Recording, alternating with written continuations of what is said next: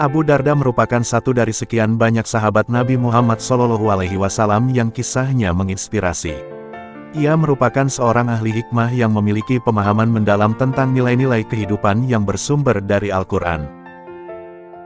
Menurut buku Ibrah Kehidupan yang disusun oleh Mahsun Jayadi, nama lengkap Abu Darda adalah Abu Darda, Uwaimir bin Amir bin Malik bin Zaid bin Qais bin Umayyah bin Amir bin Adi bin Ka'ab bin Khazraj bin Al-Harits bin Khazraj.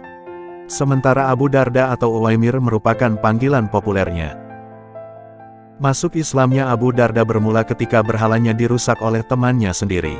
Kala itu ia langsung berpikir, jika saja berhala tersebut memang berkuasa tentu dia mampu menyelamatkan dirinya sendiri saat dirusak.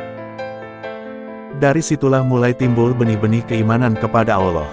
Akhirnya, Abu Darda menyatakan keislamannya di hadapan Rasulullah SAW. Khalid Muhammad Khalid dalam buku yang bertajuk Biografi 60 Sahabat Rasulullah SAW mengisahkan, Abu Darda sebagai seseorang yang tidak pernah berhenti belajar. Dia selalu merenung, berpikir, dan berguru kepada Nabi Muhammad SAW hingga menjadi ahli hikmah. Di masa Rasulullah, pendapat Abu Darda sebagai ahli hikmah bahkan menjadi pegangan umat Islam karena ia selalu menyeru kepada kebaikan. Semasa kekhalifahan Utsman bin Affan, beliau mengangkat Abu Darda sebagai hakim di Syam. Ia merupakan seseorang dengan penuh pesona, hatinya berisi perasaan cinta pada akhirat, bahkan sehari-harinya beliau membuka majelis-majelis taklim. Mengutip dari buku Kisah Seru 60 Sahabat Rasul tulisan Ummu Akbar, Abu Darda berkata, "Bila Anda menghendaki saya pergi ke Syam, saya mau pergi untuk mengajarkan Al-Quran dan Sunnah Rasulullah kepada mereka serta menegakkan sholat bersama-sama mereka." Utsman lantas menyetujui maksud Abu Darda. Selanjutnya ia berangkat ke Damsyik, dan di sana ternyata masyarakat tenggelam dalam kenikmatan dunia serta hidup bermewah-mewah. Keadaan tersebut lantas membuat Abu Darda sedih, ia kemudian memperingati mereka agar tidak melupakan kehidupan akhirat. Sayangnya, masyarakat Damsyik tidak menyukai sifat Abu Darda, terlebih dengan nasihat-nasihatnya. Agar tidak berlarut-larut, Abu Darda lalu mengumpulkan orang-orang di masjid untuk berpidato di hadapan mereka. "Wahai penduduk Damsyik, kalian adalah saudaraku seagama, tetangga senegeri, dan pembela dalam melawan musuh bersama. Wahai penduduk Damsyik, saya heran, apakah yang menyebabkan kalian tidak menyenangi saya? Padahal saya tidak mengharapkan balas jasa dari kalian.